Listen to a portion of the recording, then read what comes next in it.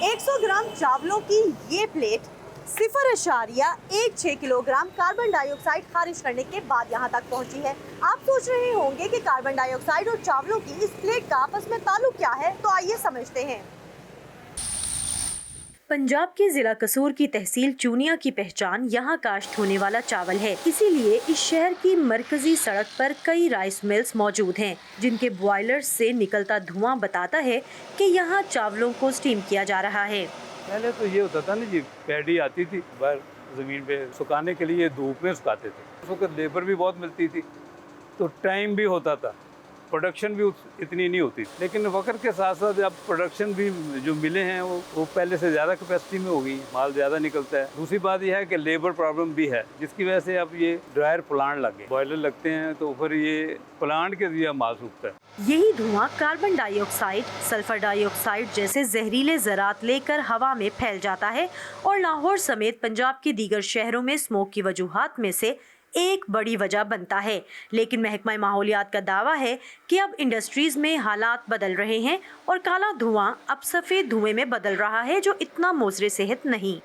हर वो इंडस्ट्री जो कि बॉयलर पे चल रही है, उसके ऊपर हम एमिशन कंट्रोल सिस्टम्स लगवा रहे हैं। कसूर में तकरीबन 55 राइस मिल्स थी जो कि बग़ैर एमिशन कंट्रोल सिस्टम के चलती थी और दहाइयों से चल रही हैं। तो इस बार हमने इंडस्ट्रियलिस्ट हैं उनको इकट्ठा किया और वहाँ पे अब हम एमिशन कंट्रोल सिस्टम्स लगा रहे हैं। कॉन्फ्रेंस ऑफ पार्टीज अक़वाम मुत्तहिदा के माहौलियाती तब्दीली पर होने वाले फ्रेमवर्क कन्वेंशन के तहत हर साल दुनिया के मुख्तलिफ ममालिक में मुनक्किद होती है। 2023 में होने वाली COP28 में पाकिस्तान ने सनतों को कार्बन से पाक बनाने के लिए पहली बार कोयले जैसे फोसिल फ्यूल से दूरी बरतने पर इत्तेफाक किया था। पाकिस्तान में बेशतर इंडस्ट्रीज अपनी मशीनें चलाने के लिए सुई गैस और बिजली का इस्तेमाल करती हैं या कुछ सनती या ज़रई फुजला भी जलाती हैं। टायर, पायरोकार्बन और स्क्रैप को भी बतौर ईंधन जलाया जाता है, जिससे बड़े पैमाने पर आलूदगी फैलती है। जो एक्सपोर्ट ओरिएंटेड इंडस्ट्री है वो इस चीज़ पे बहुत आपको सपोर्ट करती है। वो खुद भी बहुत एक्शंस ले रहे होते हैं क्योंकि उनके बायर्स की रिक्वायरमेंट होती हैं। असल प्रॉब्लम वो इंडस्ट्री है कि जो लोकल मार्केट को कैटर करती है और एसएमईज वो भी बहुत वीक हैं। बड़ी कई दफ़ा ऑब्सोलीट किस्म की टेक्नोलॉजी है, उसमें कोई इम्प्रूवमेंट नहीं हुई, जिसकी वजह से कार्बन एमिशंस में हमारा मुकाम शायद इतना उस पर नहीं है, लेकिन जो आलूदगी में जो पोल्यूशन है और एयर क्वालिटी है उसमें वो बहुत अहमियत के हामिल हैं। इसी मियार को बेहतर बनाने के लिए हुकूमती एक्शंस के बाद बाज़ सनतों ने कार्बन एमिशन को रोकने के लिए इकदाम किए हैं। ये सीधा हम लोगों ने स्क्रबर लगवाया। पूछे ये ड्राई स्क्रबर है। ड्राई स्क्रबर से हमें ये बेनिफिट मिलता है कि इसके अंदर 120 जोन से ना फिल्टर लगे हुए हैं, वो इसको सक करते हैं। एक फ़िल्टर जोन से हमें 3200 रुपये का मिलता है। इसकी हीट इतनी होती है कि ये अक्सर फ़िल्टर को ना जला देता है, जिसकी वजह से हमें 5 दिन बाद, 2 दिन बाद या 10 दिन हद, इससे ज़्यादा हम ऊपर नहीं जा सकते, क्योंकि फिर वो धुआं निकलना शुरू हो जाएगा, वो फिर हमारे ऊपर एक्शन आ जाएगा।